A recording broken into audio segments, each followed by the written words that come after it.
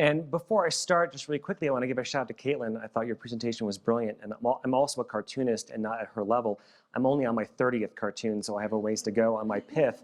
But just to sort of frame up that conversation a little bit in contrast is to say the goal of my cartoons is really to take a very complicated idea and capture it in a picture, because I'm really a visual learner. So there's some humor hopefully in them, but it's really more about trying to capture a great deal of complexity in a simple image. So heads up on that. So I grew up in a rich family, and I'm there on the bottom. And one problem with growing up wealthy is that no one wants to hear you complain about it. However, after my parents divorced, they used their children as bullets in a financial battle of the sexes. And this is really my journey towards a healthier attitude towards money. Now, children, you'd better love me unconditionally or you'll never see another penny. Money in my family was mutated like a common virus to become a weapon of mass destruction. And we all have money monsters as the result of our childhood experiences, and that includes our parents too. So I'm the ultimate capitalist. I love to shop. Capitalists buy things that appreciate, consumers buy things that depreciate. He's just the ultimate consumer. And sadly, my dad spent all of his millions and he's now completely broke. So in rebellion, I first became a wannabe hippie. Turns out that most hippies aren't that selfless. They just want different stuff. So I joined the Marine Corps, where excellence is rewarded, but your pay is fixed. And there I discovered that blowing things up is a lot of fun. Blowing up people really isn't. So looking for the road less traveled and to really piss off my parents, I became a Benedictine monk in 1996 and stayed for 20 years. I took vows of poverty, obedience, and chastity and escaped the evil world of money and materialism forever, or so I thought. What is the interest payment on this couch? Your firstborn child. Fine with me, we won't have kids anyway. Unfortunately, we monks knew nothing about money, which created some very, very serious problems.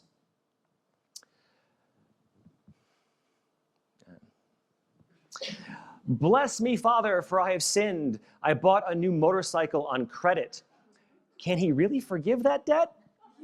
I don't know, but I'm next. Our community ran in the red for years, amassing huge debt, especially on credit cards.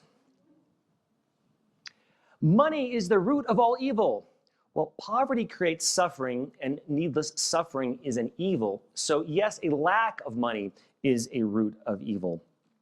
We falsely believe that mindfulness about money was a sin, and money isn't the problem, poverty is. Please make my money troubles go away. God won't work a miracle to solve a problem that you have the power to fix. If prayer alone could solve a money mess, we were first in line. I learned you can't outsource your responsibilities, especially to God. We ended up under an avalanche of debt and in Chapter 7 bankruptcy.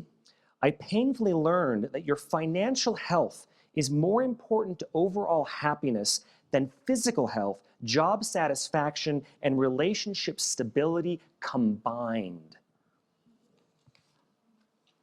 And from my parents, I learned that money without compassion is abusive. And in the monastery, I learned that compassion without money is feeble. The New Testament was written in 50 AD, and modern economics was invented in the 1500s. It's time for an update. This is the Holy Trinity of finance. To be financially secure, you need to master the Holy Trinity of finance, which is earning, saving, and ethically investing.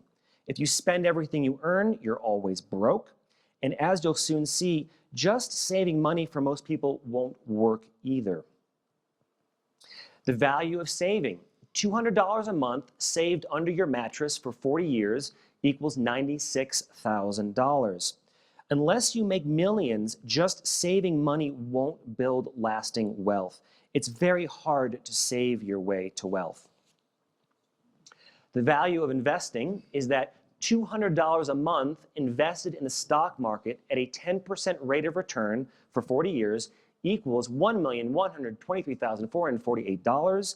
And that's the power of compound growth. You have to invest your way to wealth.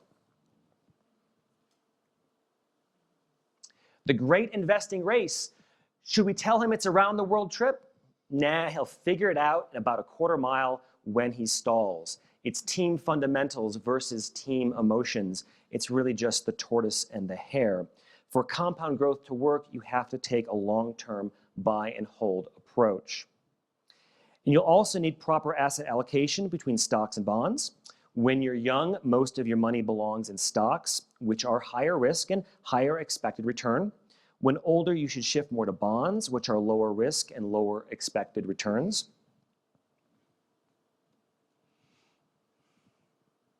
Markets gyrated wildly after investors got drunk on cheap credit, blowing off previous forecasts as overall returns climaxed to record highs. Turn off the porn. Most investing news is financial pornography. Filter your news.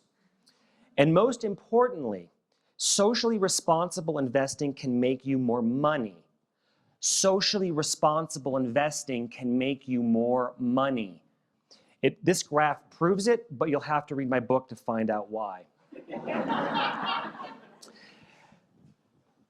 And now, to be financially happy, you need to balance the traditional concerns of investors, which are risk, expected return, and costs, and then add in environmental, social, and governance concerns, or ESG. These are the final 4 games to play to become a little bit ethically wealthy.